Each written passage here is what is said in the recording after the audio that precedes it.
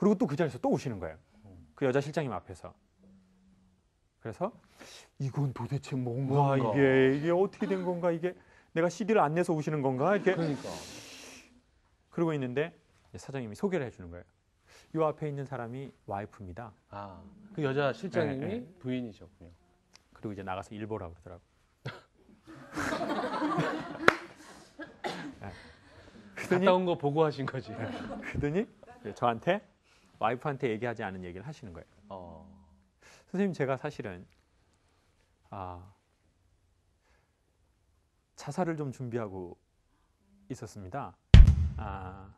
그래서 이 회사를 내가 이제 갑자기 가고 나서도 와이프가 뭘 좀 알아야 되니까 일단 재정 담당을 제가 맡겼고, 회사가 돈이 어떻게 돌아가는지를 좀 파악하고 나서 내가 이렇게 극단적 선택을 하면 이제 그걸 바로 그 와이프가 이제 이어서 할 수 있게. 안 그러면 회사가 갑자기 공중으로 그렇죠. 확 이렇게 날아가는 경우가 많거든요. 아무리 친한 뭐 회사 식구라고 하더라도. 그래서 이제 애들 뭐 교육보험도 들어놨고 제가 뭐 이랬습니다. 근데 선생님이 오늘 제가 당신을 처음 만났는데 왜 나한테 그런 얘기를 했습니까? 그러더라고요. 제가 이 사실은 사모님은 알고 있습니까? 그랬더니 와이프도 모릅니다. 저 혼자 그냥 준비하고 있었던 겁니다. 마음속으로. 네, 몇 개월 전부터. 이제 한 6개월, 1년 이러면서. 그러면서 이제 본인 얘기를 하시는 거예요. 사장님 왜 그런 생각하시게 됐습니까? 회사도 제가 보기엔 크진 않지만 잘 되고 있는 회사인데. 본인이 그 울 것 같은, 금방이라도 울 것 같은 아이에 대해서 얘기를 하시는 거예요. 제가 어려서 저기 전라도 시골에서 자랐습니다. 근데 이제 누나가 7명, 8명 막 이렇게 많고 자기가 막내고 아버지가 일찍 돌아가시고 엄마가 이제 중풍으로 어렸을 적부터 이제 집에서 못 일어나시고 방에 항상 계시는 거예요. 근데 이제 중풍에서 쓰러지시면 대소변을 받아내야 됩니다. 자기는 어리고 이제 아버지는 안 계시니까 첫째 누나, 둘째 누나, 셋째 누나 계속 돌아다니면서 1년씩 있었던 거예요. 형제들이 그래도. 그렇죠. 형제들이 많으니까. 근데 이제 막내 아들은 너무 어리니까 이제 누나네 집에 계속 1년씩 또 이 누나네 이렇게 돌아다닌 거죠. 근데 그러면서 눈치가 보이기 시작하는 거예요. 왜냐면 누나네도 가난한데 그 집 방 하나 했는데 맨날 방에 들어가면 대소변 냄새가 나고 엄마는 이제 아프시고 아빠도 없고 이제 본인은 누나나 매형이나 그리고 이제 조카들하고 문제가 생긴 거예요. 그렇죠. 왜냐면 조카랑 본인이랑 나이가 거의 이제 비슷한데 이제 조카 애들도 어리니까 엄마 왜 할머니 똥 냄새 나고 막 오줌 냄새 나는데 우리 집에 왜 살아? 막 이러니까 자기는 그 소리를 들을 때 그 조카 아이를 뭐 그냥 같이 어리니까 같이 어리잖아요. 자기는 정말 죽이고 싶더래요. 네.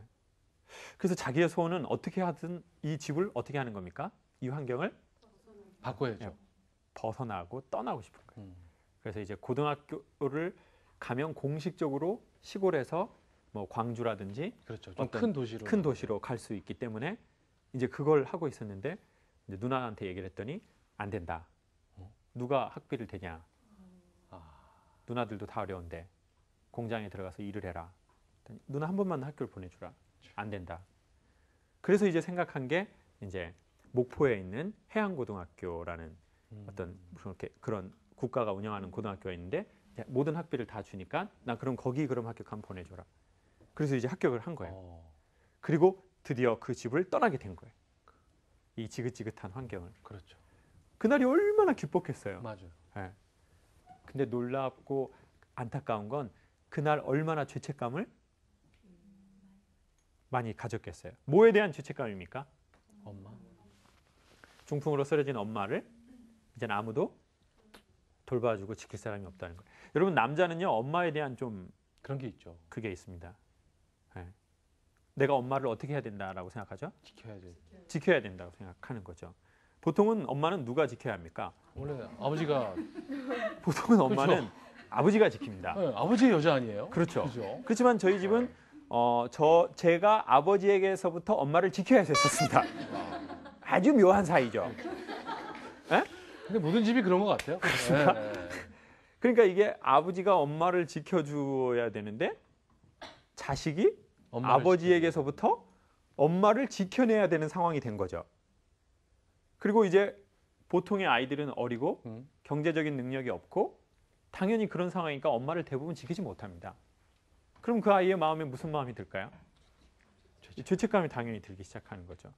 그리고 아, 내가 엄마를 못 지켰구나. 그리고 내가 이 집을 떠나야 되는구나. 제 소원은 고등학교 졸업하고 제주도 뜨기였어요. 아, 전 제주도가 싫더라고요. 네. 좋겠다고 그렇죠. 하시지 않아요. 속모르는 소리죠. 네. 정말. 김 선생님은 이제 고향이 제주도인데. 제주도니까. 근데 왜 여러분 전에도 한번 말씀드렸던 것처럼 고향은 땅이 아닙니다. 고향은 사람입니다. 그리고 사람과의 관계이자 추억이죠. 네. 그리고 땅은 전 그 다음이라고 생각합니다. 네. 물론 제가 어렸을 적에 제주도의 땅을 사지 못했던 게 안타깝긴 합니다. 그렇죠. 그냥 그 집자리만 어떻게든 그때 해놨어도. 토마토밭 평당 5만 원. 네? 지금 갔더니 700만 원. 저희 엄마가 항상 말씀하셔요. 그때 땅만 샀어도 네 애비랑은 안 산다. 어? 그때 어머니께서 이름을 바꾸셨어야 돼. 그렇죠. 땅만 조금 거기 토마토밭 조금만 샀었어도 한 3,400평만 샀어도 정말 저희 엄마는 럭셔리하게 호피 걸치면서 사셨죠. 그런데 근데 왜 제가 그분의 얼굴을 읽을 수 있었던 거냐면 전 제가 그렇게 살아봤기 때문에 그렇죠. 뭘 본 게 아니라 거울을 통해서 제 눈을 본 거였던 것 같아요. 아, 금방이라도 울어버릴 것 같은 저 아이. 그래서 그 아이는 성장을 했어요. 해안고등학교를 나오고 외국에 상선을 탔어요. 그리고는 이제 다른 사람들은 돈을 막 쓰는데 자기는 이게 해외에 정박할 때마다 모으고 해외에 그 공부를 한 거예요. 그래가지고 이제 공부를 해서 정말 아무것도 없는 가운데서 이제 사업을 하기 시작한 거예요. 출판 그리고 이 책. 왜냐하면 본인이 그런 공부를 못 해봤으니까. 네. 뭐 자기 개발이라든지 리더십이라든지 들어본 적이 없는 거죠. 그렇죠.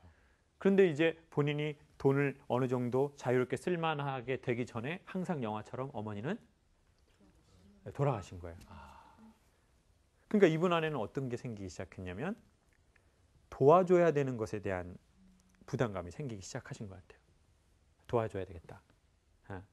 어려운 사람 도와줘야 되겠다. 왜냐하면 내 엄마가 정말 도움이 필요할 때 못 도와줬으니까. 그래서 도와주기 시작했어요. 근데 문제는 이겁니다. 무게중심을 갖고 도와줘야 되는데 무게중심을 잃고 도와주기 시작하면 사기꾼들이 붙기 시작한다는 거예요. 사기꾼은 두 가지를 가진 사람을 제일 좋아합니다. 사기꾼들이 좋아하는. 잘 들으십시오. 네. 여러분이 사기 당할지 안 당할지 5년 안에 사기 당할지 안 당할지 결정해요.